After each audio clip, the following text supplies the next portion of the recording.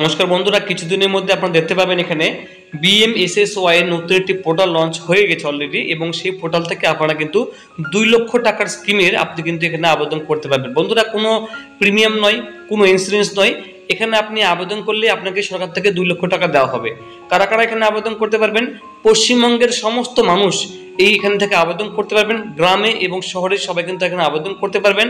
পুরুষ, মহিলা, বিবাহিত, অবিবাহিত, যাদের বয়স 18 থেকে 60 বছর তারা কিন্তু প্রত্যেকে কিন্তু এই পোর্টাল থেকে আবেদন করতে পারবেন। আগে ই ডিস্ট্রিক্ট পোর্টাল থেকে আবেদন করা হতো, কিন্তু সেটা বন্ধ করে দেওয়া হয়েছে। এখন আপনি এই সাইট থেকে আবেদন করতে পারবেন bmssy.wblabor.gov.in। বিনামূল্যে সামাজিক সুরক্ষা প্রকল্প বলছে কামিং আপ সুন। এখানে বন্ধুরা কামিং আপ সুন দেখাচ্ছে, খুবই তাড়াতাড়ি কিন্তু বন্ধুরা এই সাইটটি ওপেন হয়ে যাবে, এবং এখান থেকে কিন্তু আপনারা বিনামূল্যে সামাজিক সুরক্ষা প্রকল্পের জন্য আবেদন করতে পারবেন। একটা পরিবারের প্রত্যেকে এখানে আবেদন করতে পারবেন। গরিব, মধ্যবিত্ত, খেতে খাওয়া সবাই কিন্তু এখানে আবেদন করতে পারবেন, তাই না? এখানে আবেদন করার জন্য আগে কিন্তু দুয়ারে সরকার থেকে আবেদন হচ্ছে, এখনো হচ্ছে, সেখান থেকে ফর্ম দেওয়া হচ্ছে।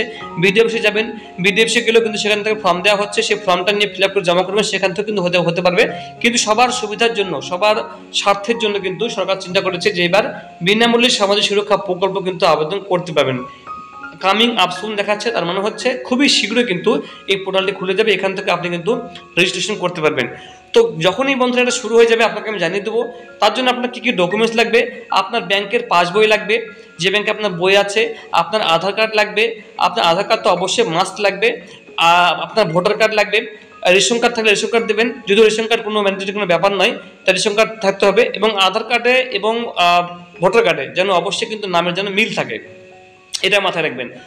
আর ওটিপি যদি আধার কার্ডের সঙ্গে মোবাইল নাম্বার লিঙ্ক করা থাকে তো আরও বেশি ভালো হয়।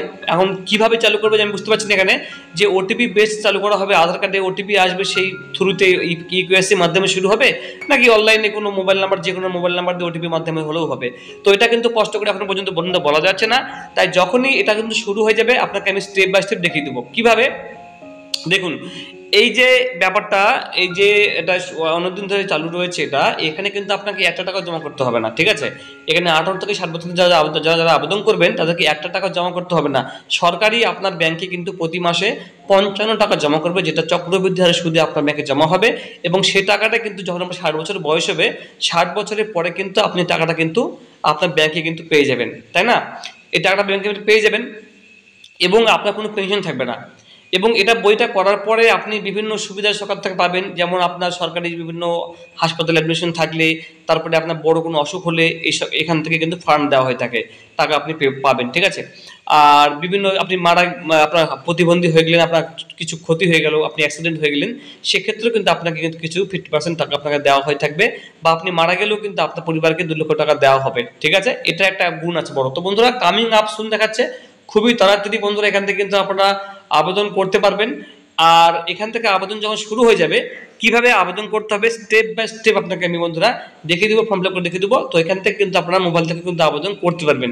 তো এই ছিল বন্ধুরা আপডেট, অবশ্যই আপনারা জানাবেন আপনার কেমন লাগলো। Thank you so much.